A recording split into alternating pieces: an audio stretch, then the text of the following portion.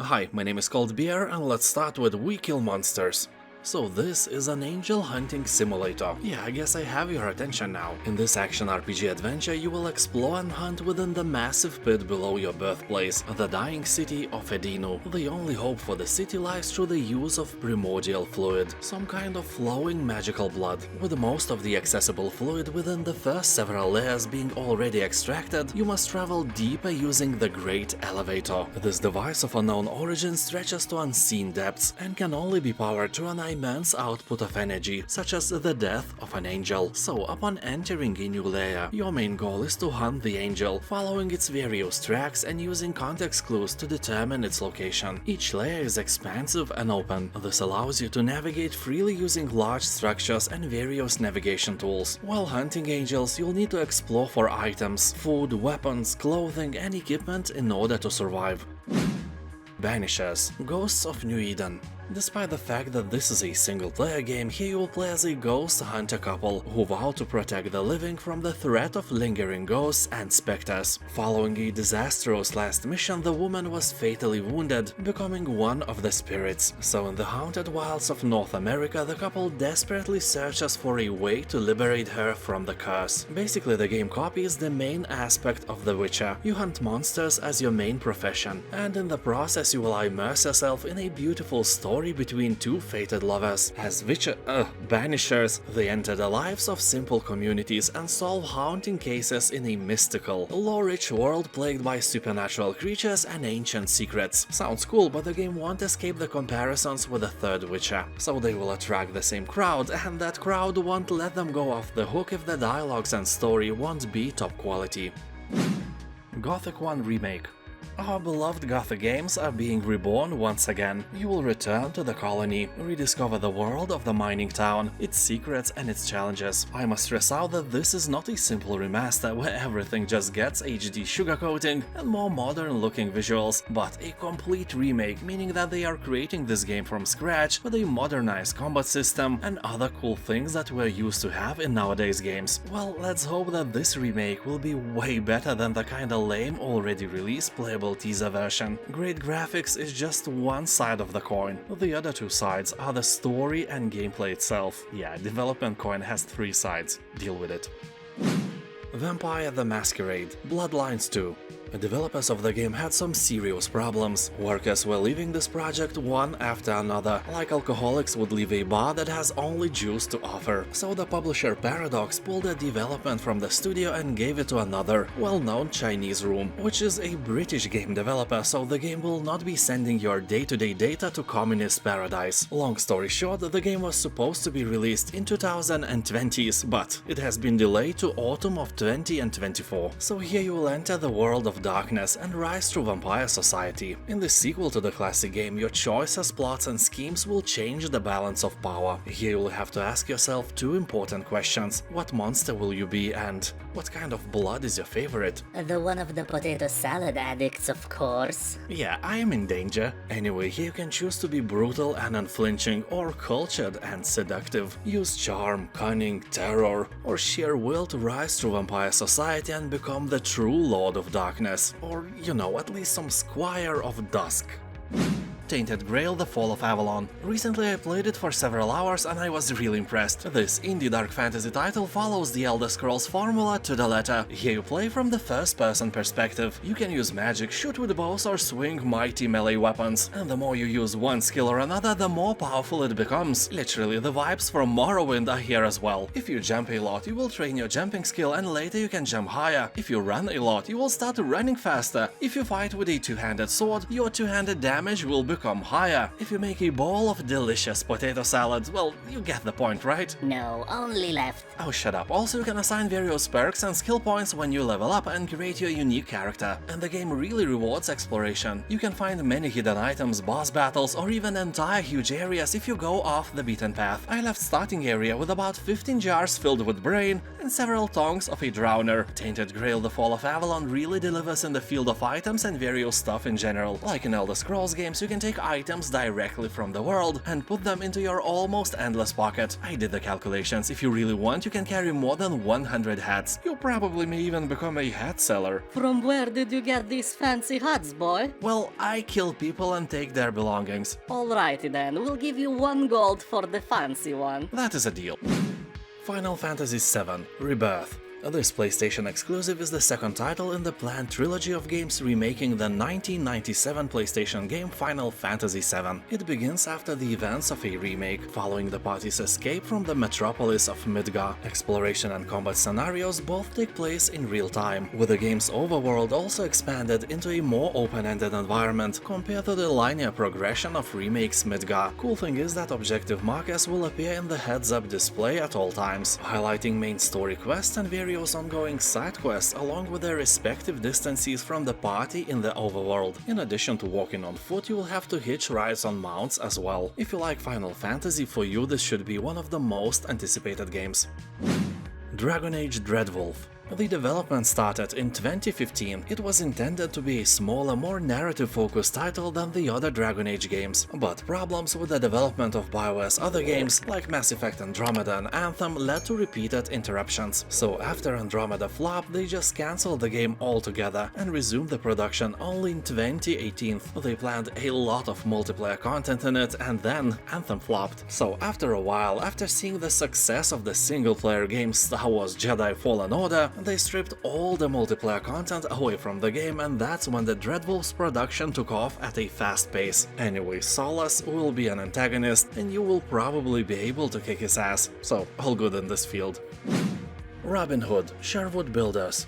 It's a really weird hybrid. It's a city-building, hunting, survival, open-world RPG. Yeah, you have heard me right. Guys just couldn't decide what genre to pick, so they decided to pick them all. You know, like a hot dog with all the sauces. Or you know, like kids nowadays, with all their genders. So here you will take the role of the main bandit called Robin Locksley. You have to stay alive and build your village in the woods. For that you will need a bunch of resources, such as stones, wood, and meat. To get meat you will have to hunt. That is a really fun part of the game. You craft a bow, you craft some arrows, and you go deep into the woods to kill some friendly animals. And I played the demo, so I have experience here. At first I was trying to play like a real hunter. I was sneaking upon unsuspecting prey step by step until I could release my arrow of death. But later I decided that this is not the way of a man, so I started hunting like the real predator I am. Yeah, like that. It's way more fun. And then I had a lot of meat to feed all of my villagers so they could start building my village. But if you don't want to build, you can go out and kill. The forest is filled with various soldiers and they want you dead. You know, because you are a bandit and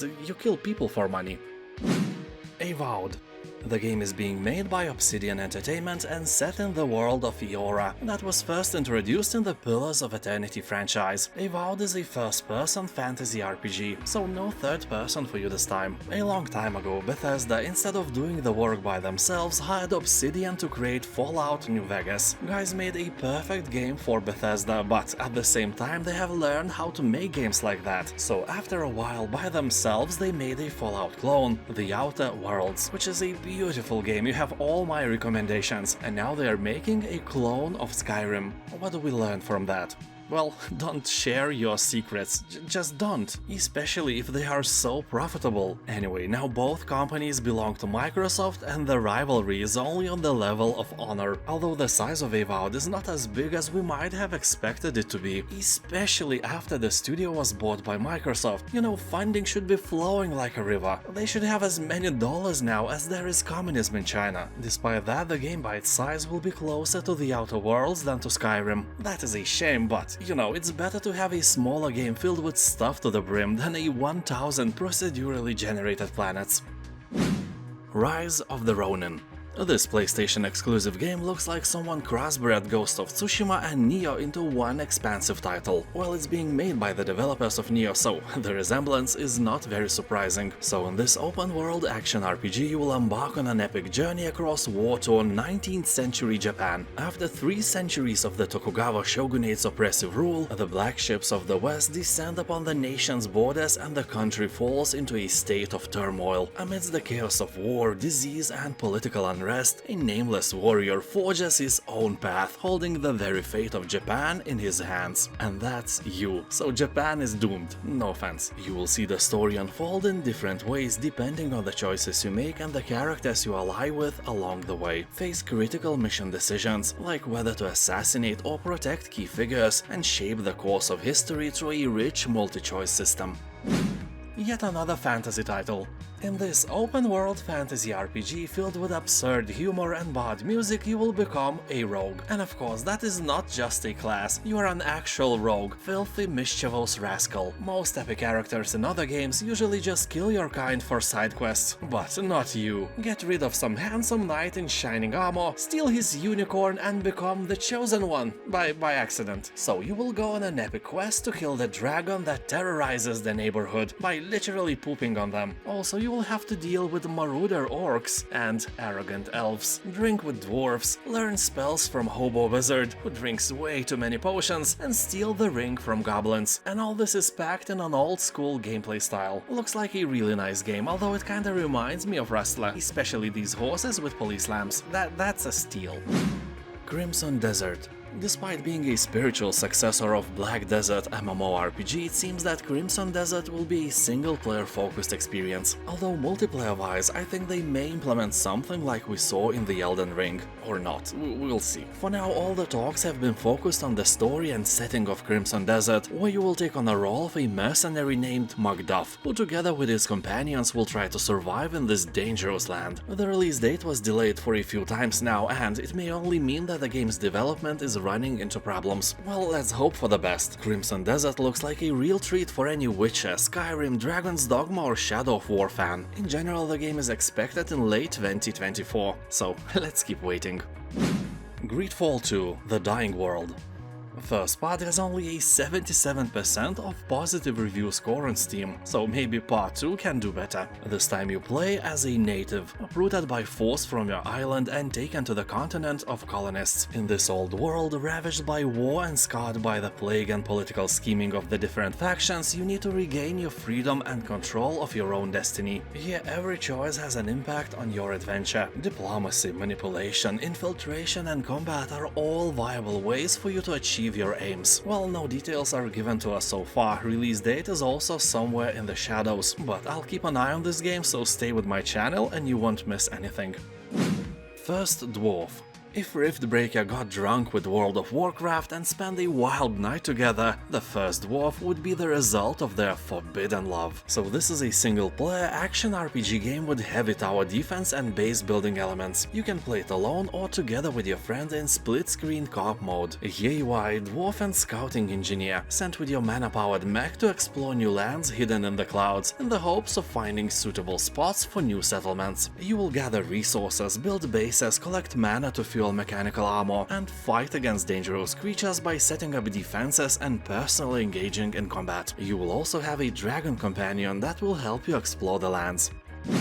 Dragon's Dogma 2. First part of the game was an unbelievable hit and still is one of the best open-world RPGs ever made. And it's kinda unique because it's made by Japanese people and it doesn't contain any anime stuff where men look like women, and no dead girls are crawling out of your TV screen as well. Also, the setting is medieval European. The developers took their job seriously and even went to Europe to explore various medieval castles, took photos, made measurements and all that. So everyone hopes, including me, that the second part will be made with the same quality. So here on your journey you will be joined by pawns, mysterious otherworldly beings in an adventure so unique you will feel as if accompanied by other players while on your own adventure. Yeah, the game is strictly single player, but it will make you feel like you are in a circle of friends, the feeling most of us don't have in real life. The game contains great physics technology, artificial intelligence and the latest graphic solutions. Dragon's Dogma 2 may become one of the most immersive open-world RPGs, there is no doubt about that. Nazralath: The Fallen World.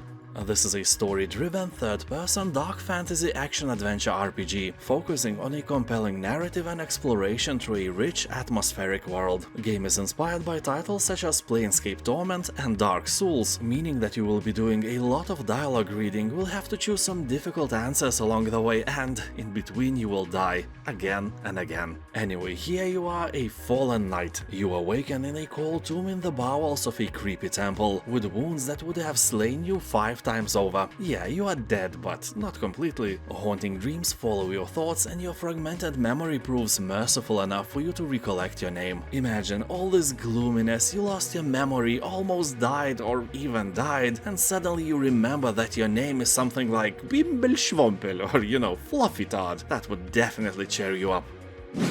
The Wayward Realms. This is one of the titles I'm really excited for because of the developers involved. It's directed by 2 guys who were in charge of a team behind the Elder Scrolls Arena and Daggerfall, so it's being made by some really old dudes. The Wayward Realms is an open-world fantasy RPG where choice, consequence, scope and role-playing will be experienced in a realistically scaled world in a new class of game, the Grand RPG. It is set on a group of over 100 realistically scaled islands, known collectively as the Archipelago, where scores of factions vie for influence and power. Not much of actual gameplay is available yet, but in this pre-alpha footage we can already see similarities to Elder Scrolls games. That, I think, is never bad. But as always, an indie studio making the game on such a large scale is risky business. Nightingale. This is a shared world survival crafting game set in a Victorian gas lamp universe, so it's fair to say that this is some kind of gas punk genre. Here you can adventure alone or with other players, combine your strengths and skills and face the challenges together. And if your gas canister goes empty, no problem, just eat some marinated herring, drink some milk on the top and collect the result. Anyway, here you are stranded beyond your world, cut off by the sudden collapse of the arcane portal network. This catastrophic event has left you and countless others fighting to survive in a labyrinth of mysterious and perilous realms consisting of creepy forests, harrowing swamps and shimmering deserts as you restore the portals leading deep in these magical and dangerous lands. Just be careful with that gas lamp of yours, don't be near other players when they produce their fuel. Sovereign Syndicate. Here in this Victorian steampunk CRPG you will explore an open world filled with mystery and danger. You can choose from 3 playable characters with branching stories that intertwine. You will investigate, interact and take action to leave your mark on the world and its inhabitants. You will not find any random stat points here and will have to use your skills to level them up. Game wants you to trust your fate to the innovative tarot card chance system. You can solve problems with combat, persuasion, magic or even explosives. The game is heavily influenced by games like Fallout, Baldur's Gate and Disco Elysium. NPCs react to your gender, race, appearance and choice of dialogue, so you'd better look and act the part if you want the right results. But not everything is certain. Luck plays a role and it's all in the cards with the aforementioned tarot card chance system. Anyway, Sovereign Syndicate may very well be a hidden gem or at least a nice polished rock. If you are in doubt, you can play the demo version already. Unawake. The story begins after nosy archaeologists have found some ancient city and the entrance to mysterious underground structures. Then someone in charge decided that you should go down and investigate what is happening. You know, why not? Let's send some dude into the unknown, what bad could ever happen, right? Well, at least they could have given you a few automatic rifles and a rocket launcher, you know, just in case, but they didn't. So you will have to hack and slash your way through hordes of undead, demons and other nasty stuff in this beautiful world made in Unreal Engine 5, so this is the next generation in your face. Enotria, the last song. This is a beautiful sunny land inspired by Italian nature, but it hides dark and ominous secrets, and it's up to you to unravel these mysteries. The gameplay here is quite unique and differs from many similar games you have already seen. So in this Souls-like RPG you will have a pool of talents and you will be able to slot them into magical masks and create custom builds of your warrior, and you will get these masks by killing enemies. To say short, you can convert yourself into an enemy you have slain and then upgrade the features with your own talents. You will be able to have up to 3 layouts and you can switch them at any time. That sounds really cool. Although be careful, whatever you do, do not put this mask on. Okay. Towers of Aghasba. In this open-world fantasy RPG, you must balance between constructing bustling villages for your growing tribe and nurturing exotic ecosystems of otherworldly plant life. You can express your creativity by developing your island however you like. Explore the whimsical land of Aghasba and connect with friends to show off your unique world. Yeah, you can visit your friends' unique islands to get ideas for how to develop your own. Or invite everyone to your island to explore, harvest, or just hang out together. Or play completely alone like a recluse. That's me, by the way. I never play with friends. I like my alone time. I love it. Anyway, here you'll plan sprawling villages, customize your buildings, and watch your settlements come to life as they are inhabited by members of the tribe. Game looks awesome and it's worthy of your wishlist, that's for sure. Archaelund. This is an upcoming party-based RPG game where you explore the world in first person, just like in Skyrim or Morrowind. It even gives the vibes of Might and Magic franchise, but when the fighting starts, the view goes up to the top-down perspective and you are thrown into a tactical, turn-based battle. That is really great. Innovating the well-known genres takes some bravery and balls, because you never know what to expect from the gaming crowd. Anyway, so far it looks really good. Here you can take your party of adventurers through a vast open world and explore as you wish. Find secrets and run into trouble, get involved in conflicts, or just pursue your own goals and discover what lies beyond the horizon. Because everything that you can see in the distance is reachable. The developers are promising that the game's system will ensure that every battle matters and every opponent is scary. Yeah, we will see how true this is when I'm like level 60 or something and I cast Armageddon just by blinking. Titan Quest II. One of the most anticipated games for action RPG lovers. So far as I am making this video, there are only a few screenshots from gameplay available, but they're making me more than optimistic. I can't wait for this game, and it seems that we will get an early access version someday towards the end of 2024. And that's it. Also, if you want some cheap games or awesome bundles, don't forget to check my affiliate Humble Bundle link in the description and in the first pinned comment below. You will find crazy good treasures there. Thank you for watching, have a nice day, and I'll see you Next time.